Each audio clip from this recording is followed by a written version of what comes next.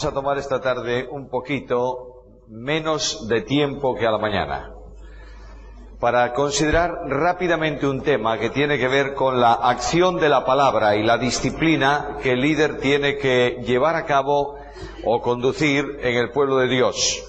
Recordáis que esta mañana hemos dejado el estudio en una acción de Nehemías, habiendo construido la ciudad, mejor dicho, el muro que rodeaba la ciudad. A pesar de los enemigos, 52 días, ya está ahí el pueblo. Ahora Nehemías se da cuenta que él simplemente ha llevado a cabo una reforma parcial. Es decir, ha hecho posible una defensa externa, pero internamente siguen los problemas espirituales. Nehemías aborda ahora una reforma interior dentro del pueblo. Consolidadas las defensas externas, va a tomar como responsabilidad principal la reconstrucción espiritual de ese pueblo. No hay posibilidad de una reconstrucción a no ser por medio de la palabra. De manera que capítulo 8 de Nehemías, versículo 1, leemos así: Y se juntó todo el pueblo como un solo hombre en la plaza que está delante de la puerta de las aguas, y dijeron a Esdras el escriba que trajese el libro de la ley de Moisés, la cual Jehová había dado a Israel. Y el sacerdote Esdras trajo la ley delante de la congregación. Notad por favor este versículo. Así de hombres como de mujeres y de todos los que podían entender, es decir, de niños, adolescentes, capaces de entender la palabra. Los bebés pequeños no estaban en la reunión, pero todo el que podía entender el mensaje estaba presente. El primer día del mes séptimo. Y leyó el libro delante de la plaza que está en la puerta de las aguas desde el alba hasta el mediodía, en presencia de hombres y mujeres y de todos los que podían entender. Y los oídos de todo el pueblo estaban atentos al libro de la ley. Nehemías sabe que sólo la palabra de Dios, que es viva y eficaz, nosotros tenemos ese texto, es capaz de transformar la vida de la persona. Por tanto, lo que Nehemías hace es traer a toda la congregación para confrontarla directamente delante de la palabra de Dios. Yo sé que todos vosotros conocéis perfectamente Hebreos 4:12. La palabra de Dios es viva y eficaz. Es viva y eficaz por una razón, porque el Espíritu de Dios sopló sobre el escrito bíblico inicial y le comunicó vida. Recordáis que cuando el apóstol Pablo habla de inspiración, habla precisamente de esto. Y dice, toda la palabra de Dios toda la escritura es inspirada por Dios. Literalmente soplada por Dios.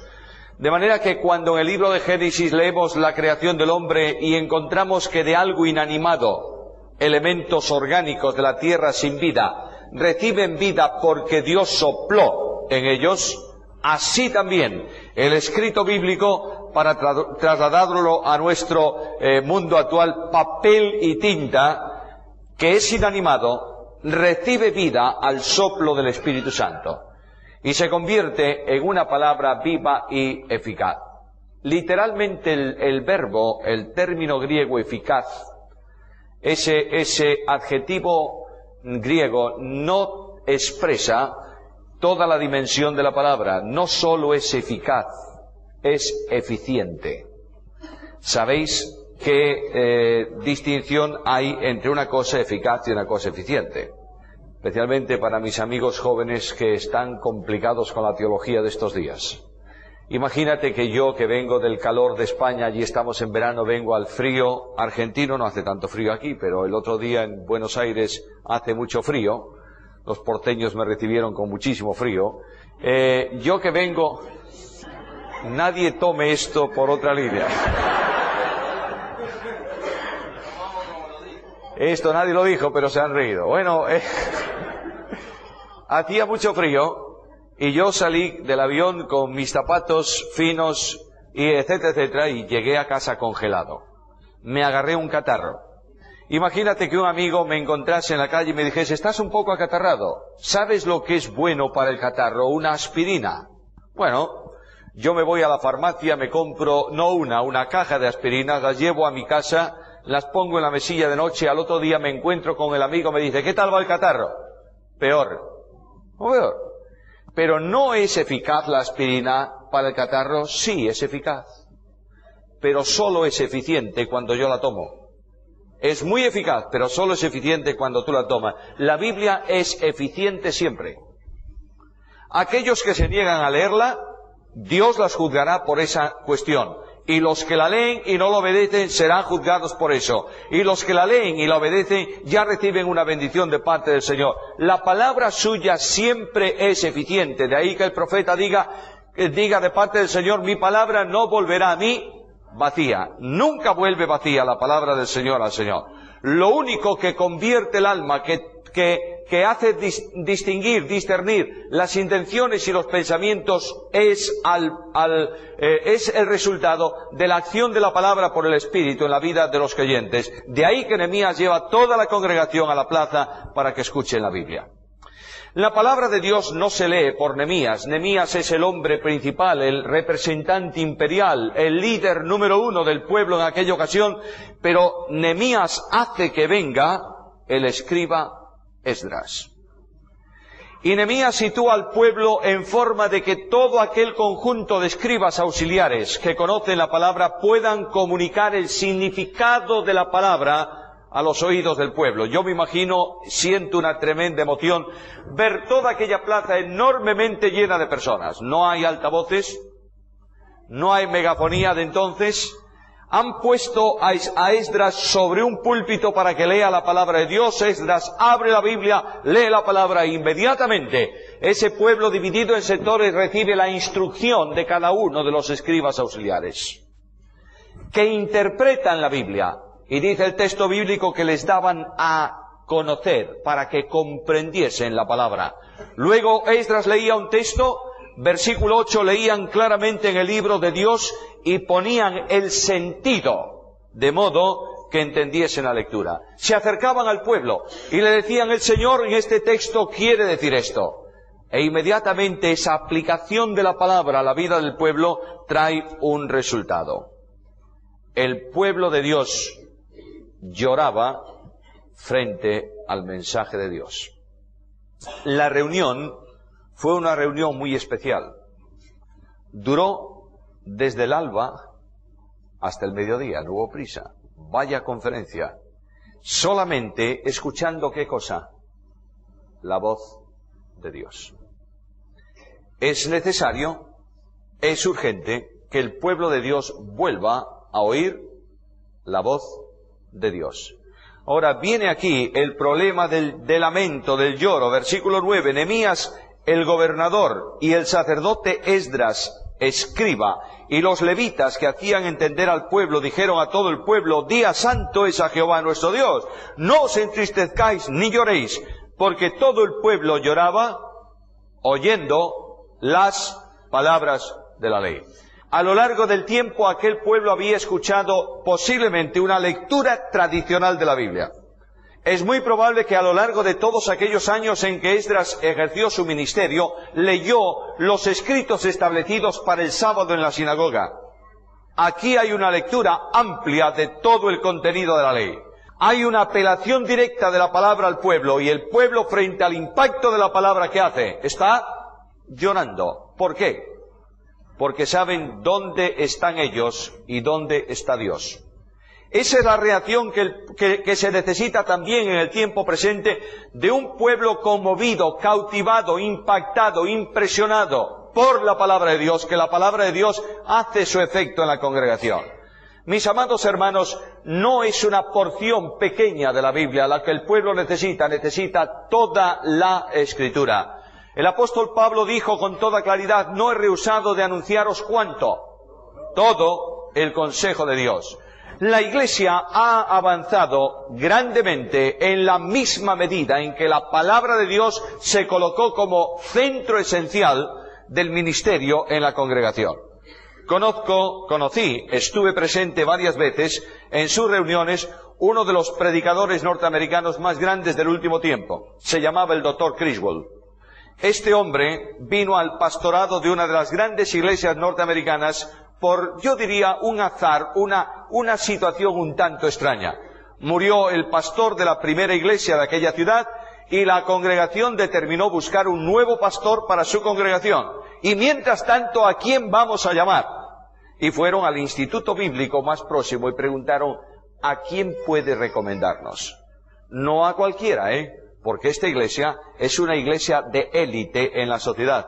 Necesitamos una primera figura. Y el instituto le dijo, mira, yo no tengo grandes figuras aquí, pero tengo un hombre que sabe mucho de Biblia.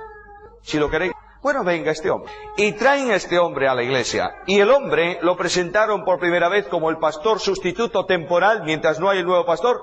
Y él dice que abrió la Biblia y dijo, hermanos, Génesis capítulo 1. Y leyó el capítulo 1 de Génesis. Comentó el capítulo 1, se bajó del púlpito, se marchó a su casa. Domingo siguiente, la gente, qué raro, capítulo 1 de Génesis. Bueno, domingo siguiente, Génesis capítulo 2. Ya algunos miraron un tanto extraño. Tercer domingo, Génesis capítulo 3. De modo que cuando terminó la reunión, el consejo propastor de la iglesia lo llamó y le dijo, mire doctor, si usted quiere continuar aquí hasta que tengamos un nuevo pastor, tiene que cambiar la forma de ministerio.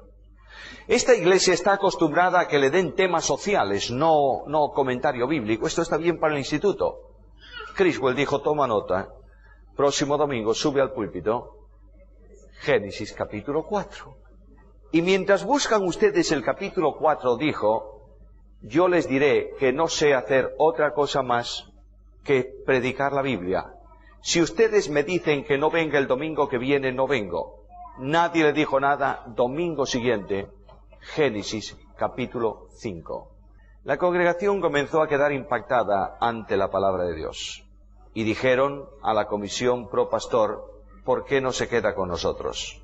Se lo comunicaron y se quedó. 15 años hasta Apocalipsis 22, 21. Y cuando llegó a Apocalipsis, dijo, próximo domingo, Génesis capítulo 1.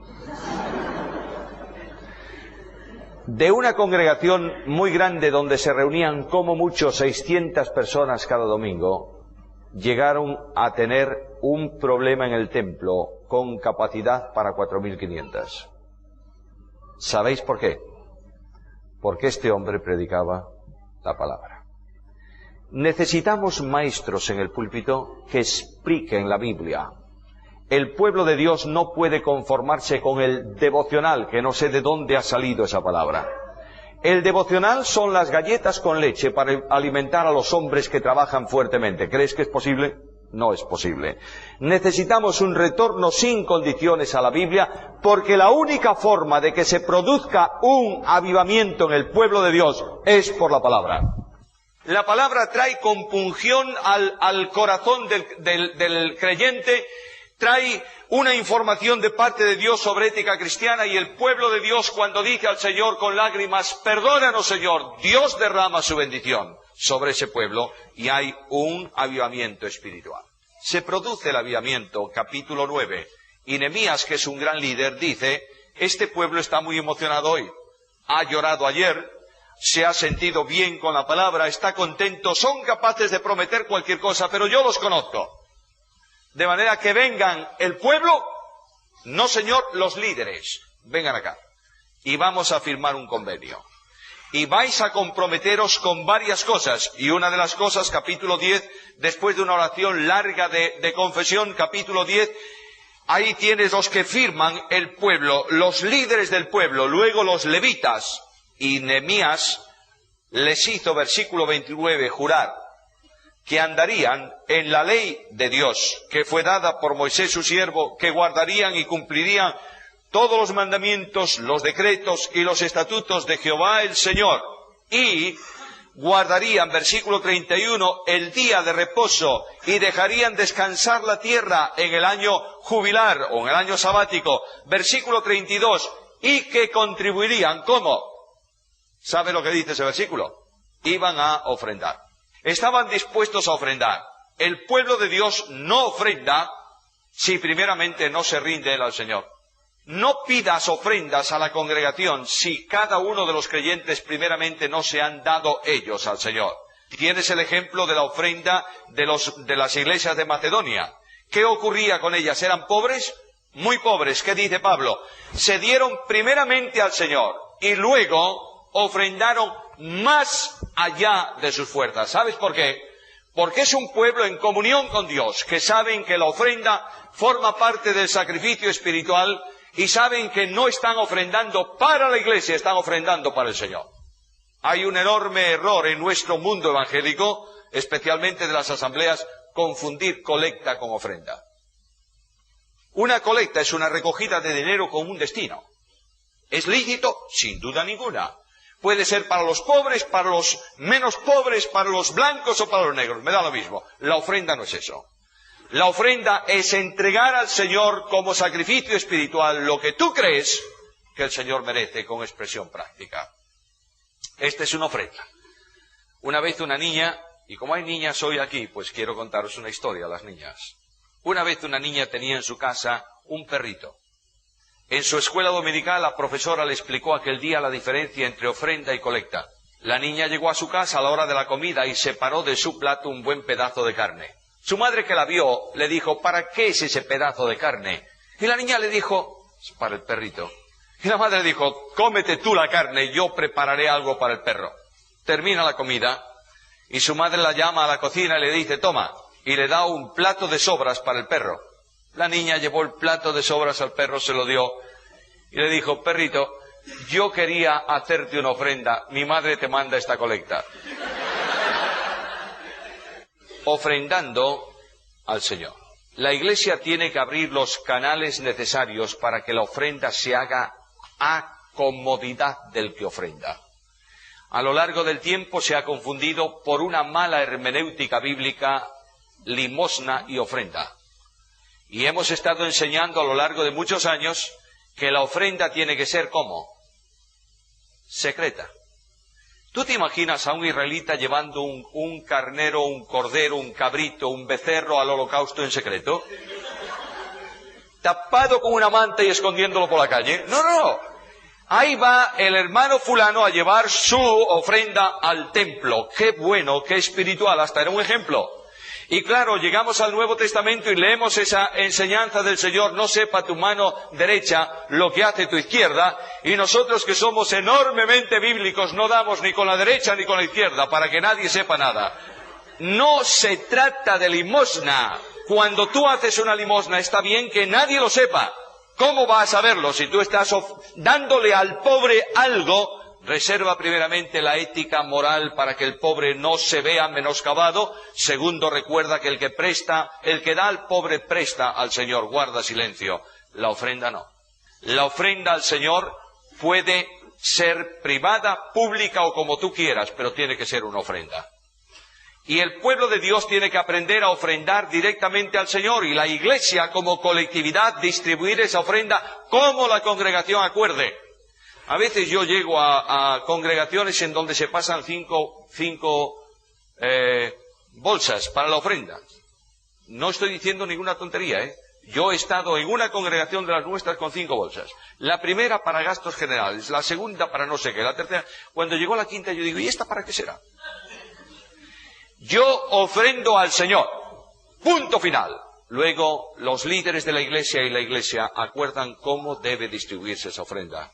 Pero mi ofrenda no es para algo, sino para el Señor. Si confundo esto, cuando me enfado con la Iglesia, ¿qué hago? Dejo de ofrendar, ¿verdad? Resulta que el que no tiene ninguna culpa, que es el Señor, deja de recibir mi sacrificio espiritual. Tremendo. Nehemías dice: vengan acá, ¿están dispuestos? Vamos a firmar esto, vamos a ofrendar. Además traerían leñas, además traerían las primicias, además, en fin, se produce una reforma espiritual con una consecuencia práctica. Estamos en España pensando cómo abordar ciertas cosas que exceden al ámbito de una iglesia local. Para eso hay una coordinadora nacional de las asambleas que va a trabajar en esto, y se está pensando en la necesidad de que todas las iglesias de las asambleas en España aporten un 10% de sus ofrendas a un fondo comunitario. ¿Para qué? Para que haya recursos para el trabajo extra eclesial. Si los creyentes aprendiéramos a ofrendar, y claro, permitidme aquí un paréntesis, ya que estamos con el tema, y luego después tenemos un culto de adoración, que es ofrenda personal, permitidme esto. Se habla poco de ofrendas en nuestro mundo de las asambleas, ¿verdad? ¿Sí o no? Poco. Y cuando se habla de ofrenda, nunca se habla de lo mínimo que yo debo ofrendar. Hablar de diezmo entre nosotros es poco menos que un delito, ¿no es así? Claro, porque cuando tú dices el diezmo, ¿qué? Te responden ya. No estamos bajo la ley, sino bajo la gracia. Tú sabes que el diezmo no es de la ley, ¿verdad? El diezmo lo dio Abraham de sus ofrendas a Melquisedec, mucho antes de la ley. El diezmo es la valoración mínima, una orientación mínima de lo que yo debo ofrendar.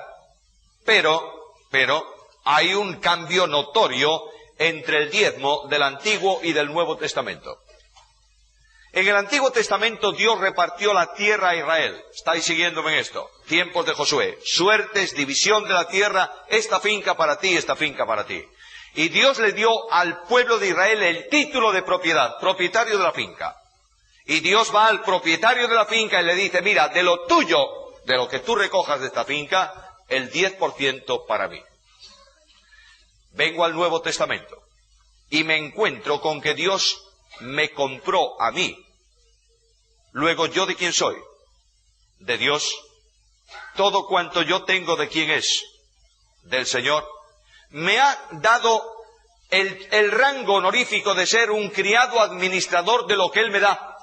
Me ha dicho, mira, tú eres mi criado, mi siervo, yo te voy a dar una parcela económica para que tú administres en mi nombre. Luego, cuando yo doy solamente el diezmo, estoy reteniéndolo el 90% de lo que es del Señor. ¿Notas la diferencia entre el Antiguo y el Nuevo Testamento? En el Antiguo Testamento el hombre daba el 10 de lo suyo. En el Nuevo, si doy solamente el 10, me quedo con el 90 de lo que es del Señor. Por eso Pablo habla de que valoremos la bendición que tenemos. Y en razón de esa bendición, ¿qué tenemos que hacer? Ofrendemos al Señor. Y los comerciantes que estaban parados delante de la puerta a ver cuántos salían de la ciudad para comprar, les amonesté.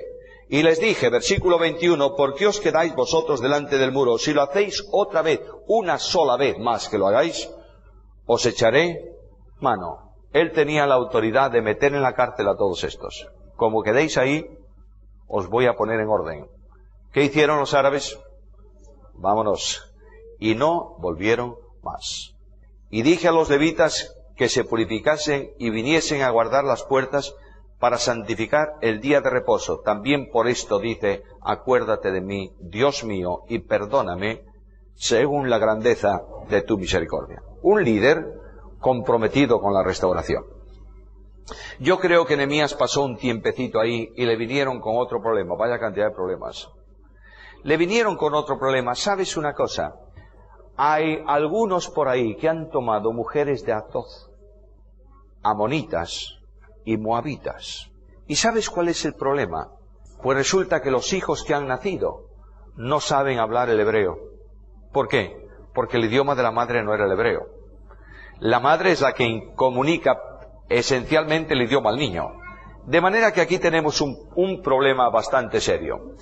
Dios había dicho a su pueblo que no se casasen con mujeres ajenas a Israel. ¿Estáis seguros? ¿La primera mujer de Moisés era hebrea? No, señor. ¿Y la segunda? Tampoco. ¿Cuál es el problema?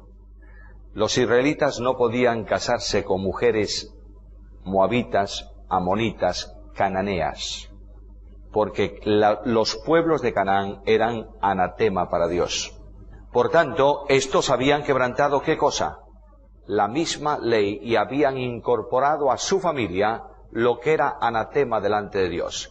Pero no eran muy buenos este tipo de personas, Son los rebeldes que hay dentro del pueblo de Dios. Esta mañana hemos hablado mucho acerca de líderes que no funcionan bien, pero también hay tremendos rebeldes dentro de la congregación. Naturalmente alguien me dirá que en medio de un rebaño de ovejas a veces hay alguna cabra. Esto también es verdad.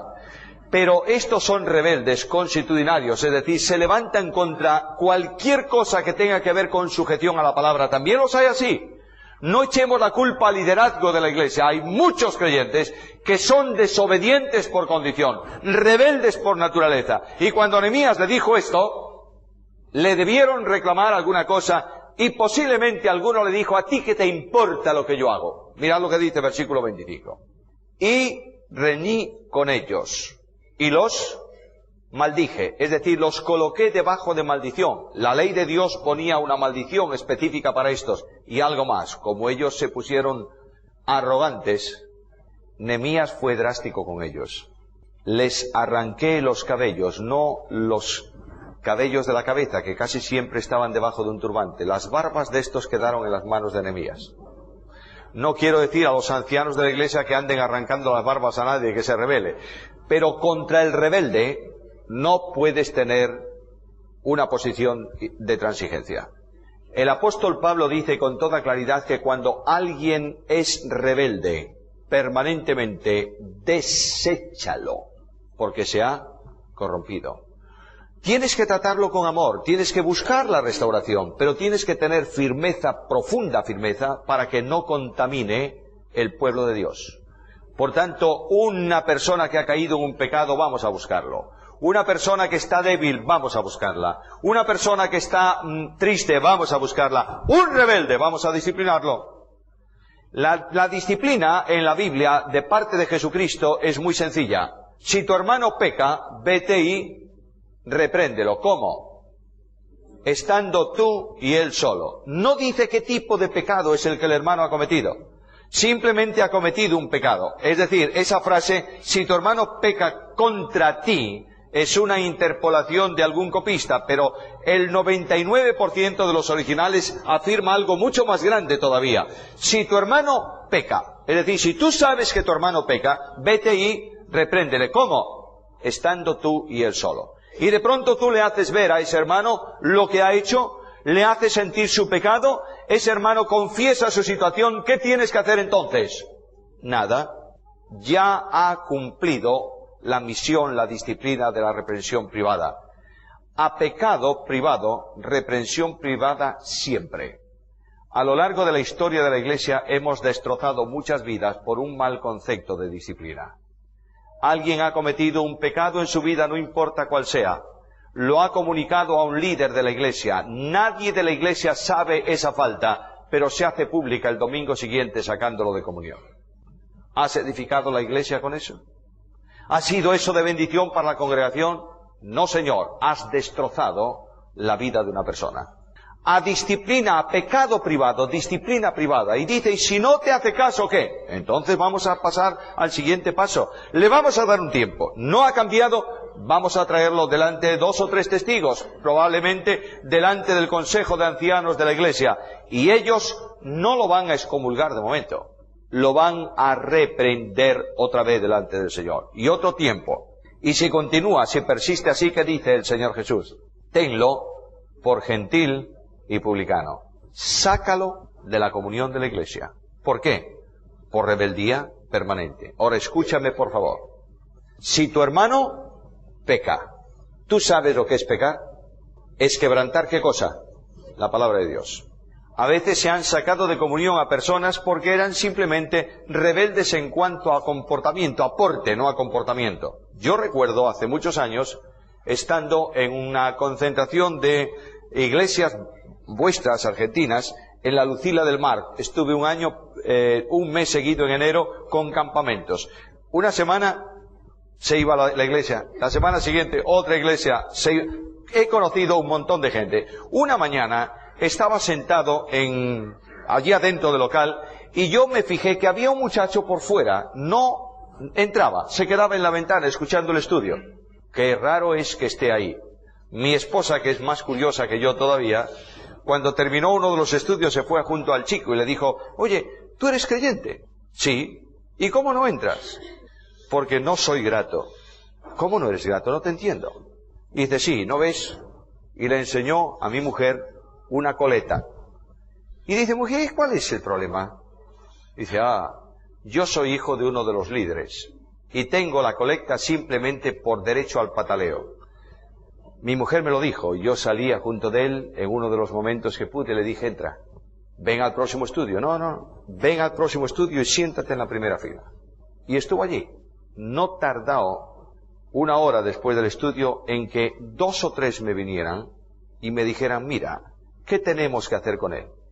Y yo los miré y le dije, si tenéis 2 o 3 gomas, regalárselas para su coleta. ¿Cómo? ¿Cómo? ¿No dice la Biblia que el pelo no sé qué? Sí, dame un tamaño de pelo. Y yo entonces aplico la disciplina. Pero prefiero un muchacho con el pelo bien largo y la mente limpia, y no un santo con el pelo muy corto y pensamientos muy obscenos. Necesitamos entender lo que es la disciplina bíblica, ¿verdad? No puedes llamar la atención a nadie, a no ser que esté quebrantando, ¿qué cosa? La palabra de Dios. Ahora viene uno de los hijos de Joiada, versículo 28. El sumo sacerdote Eliasib era yerno de Sanballat Horonita. Por favor, ¿quieres leer el versículo 4 de este capítulo, versículo 4? El sacerdote Eliasib se había emparentado ¿con quién? Con Tobías. Y ahora resulta que también está emparentado con Sanballat. Vamos a ver, esto es algo tremendo. Y el que está emparentado con Sanballat es el yerno del sumo sacerdote. ¿Era un sacerdote también? También. ¿Qué hizo Nehemías? Mira lo que dice el texto, por favor. Por tanto, lo ahuyenté de mí. No le dijo, vete. Yo me imagino a este pobrecito hombre, el yerno de Sanballat, corriendo delante y Nehemías corriendo detrás. Y lo ahuyentó de él, porque aunque era un sacerdote, no era digno de el ministerio sacerdotal. De manera que aquí hay una lección tremenda de disciplina. No hay nadie exento de disciplina. Todos están incursos en la posibilidad de pecar contra el Señor. Por tanto, hay que hacer la aplicación correspondiente conforme a la necesidad personal. Ahora, todo esto, hermanos míos, versículo 30, leemos el versículo 30 y el versículo 31. Los limpié pues de todo extranjero y puse a los sacerdotes y levitas por sus grupos a cada uno en su servicio y para la ofrenda de la leña en los tiempos señalados y para las primicias. Acuérdate de mí, Dios mío, para bien. Nehemías concluye un trabajo de liderazgo limpiando aquella situación y restaurando de nuevo al orden conforme a la palabra del Señor. ¿Sabéis qué tuvo que hacer Nehemías desde el principio? ¿Qué le costó todo esto a Nehemías? Nehemías tuvo que pagar un precio muy alto. Al principio casi le cuesta la cabeza.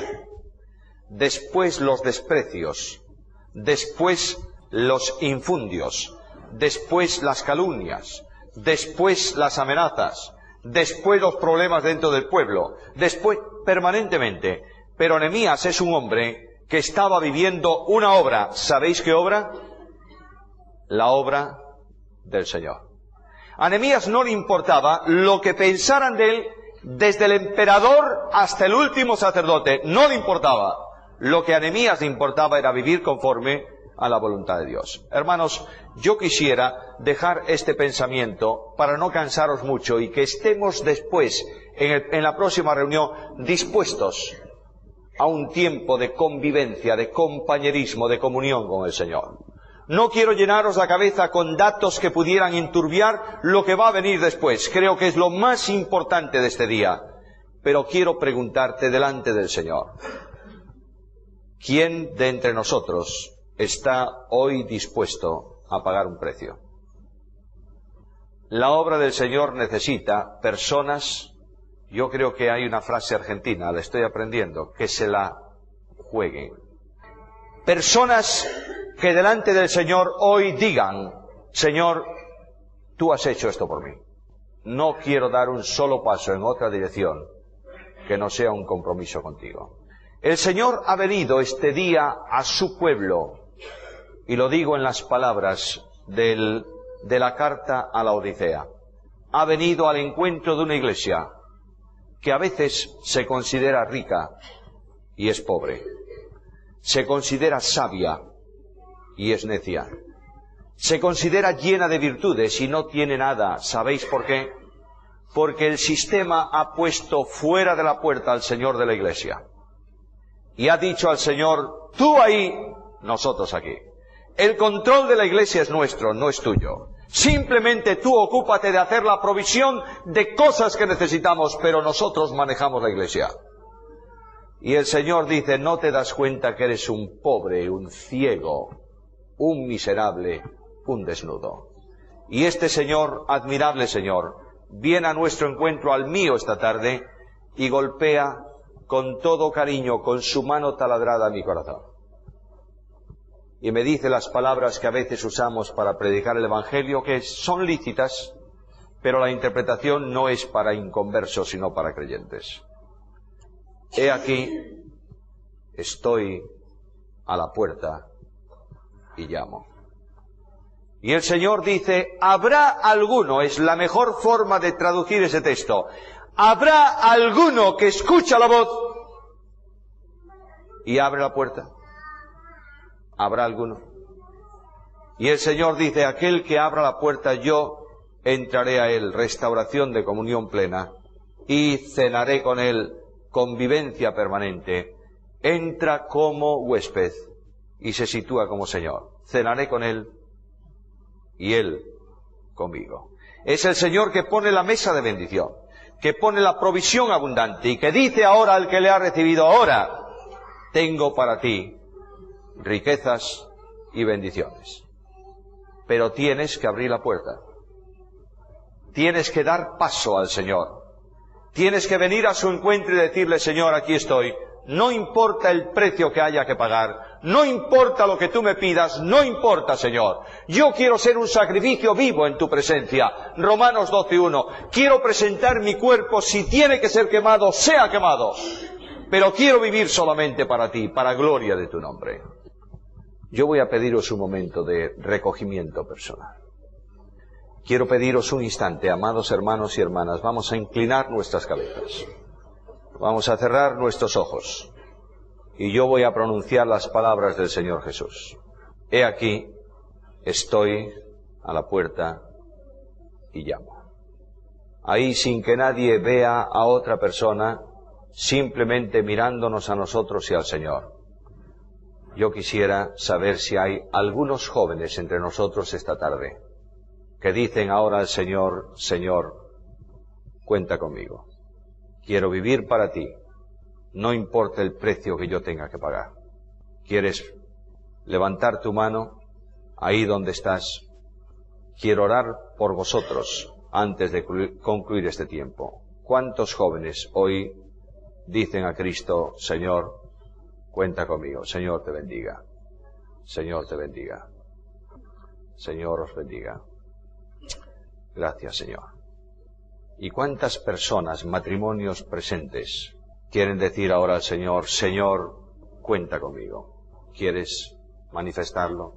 Que Dios te bendiga. ¿Y cuántos líderes de iglesias quieren decir al Señor ahora, Señor, no más mi sistema, cuenta conmigo, Señor? Gracias, Señor. Y ahora sí, según estáis en esa convicción profunda y personal, voy a pedir a Dios su bendición y gracia sobre vosotros. Padre de gracia, Dios de misericordia y de bondad, Padre de nuestro Señor Jesucristo, Señor, confirma esta tarde las decisiones de tu pueblo.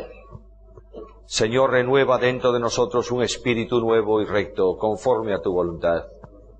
Danos una visión renovada, Señor, y que de este lugar en esta tarde salga ese gran avivamiento que sacuda a tu pueblo en la Argentina. Que sea, Señor, el principio de un derramamiento de tu Espíritu sobre las congregaciones. Y que cada uno de nosotros podamos sentir no solo que Jesús está en promesa, sino que está realmente en medio de tu pueblo. Produce, oh Dios, libertad espiritual para tu pueblo. Consuela, restaura, alienta. Y que seas solamente tú, Señor, y nada más que tú, el centro de nuestra vida, la gloria de nuestro ministerio y el objeto de nuestra esperanza.